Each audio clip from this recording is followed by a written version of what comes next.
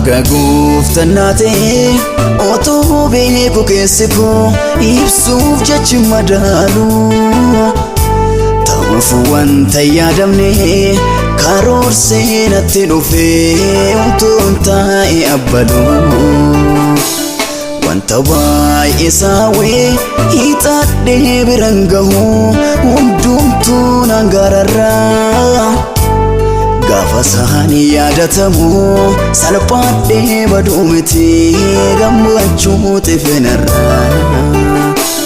gaafa saan simatamu salphaadhee hafuu miti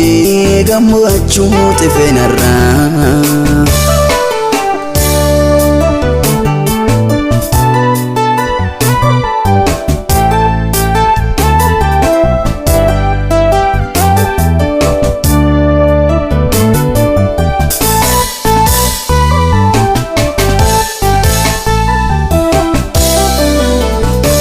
Sababani mulaka unqabu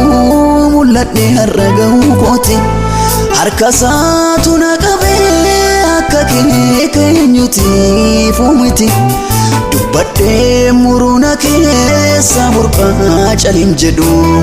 yaadadhee obsan qabu gaarummaa inni na godhu filannoo biroon qabu ija koorra kaadhee kan hin eeggadhu barammaatti biratti si hunda ol godhee cimsee kan hin abdadhu isa fayyisee madaa koo godaannisa malee an tokkichaan beeka danda'a ta'uunsaa kan naa galee harka isaatu jabaala hin caba oolee Himbeloofni barroo harka isaan na sooree hiddaaf jirma kan koo ta'ee na baate nan dagannee yaadan narraa fagaate gammachuun naaf ta'ee dhufnaan kara isaatti gaddan argine kunoo hammarraatti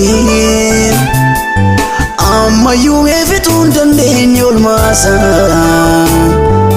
Galatanan tolchee ol kaasa maqaansaa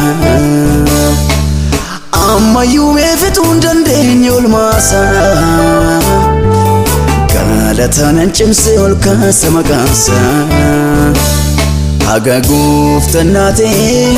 otoo beeku keessi koo ibsuuf jechi madaalu ta'uuf wanta yaadamne karoorsee natti dhufee utuun taa'e abbalu wanta baay'ee saawee hiixadhee biran gahu hundumtuu naan gaararraa gaafa saanii yaadatamu salphaadhee baduu miti gammachuu xifeenarraa gaafa saan simatamu salphaadhee hafuu miti gammachuu xifeenarraa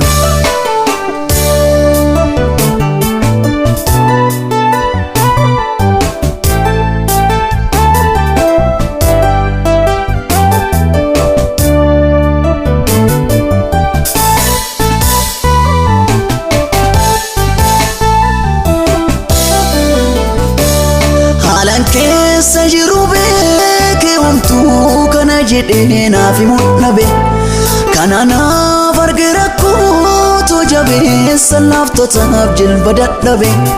innis tokkicha ilma waaqatii furmaata waa mara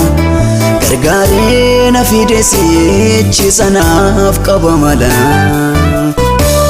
gaafa waan ta'uu dhabee utuun ijaajjuu karaa lama daawwadhe Yakoo dhagee dhufe anaaf natti mataa marree waammadhe an argeera tola isaatis bareera hundumaa hoggayyuu itti fufaa dhagaarummaan isaan qabudhumaa jaalalaan na biteetu na waammate arra mul'achuun koo gola mana isaatti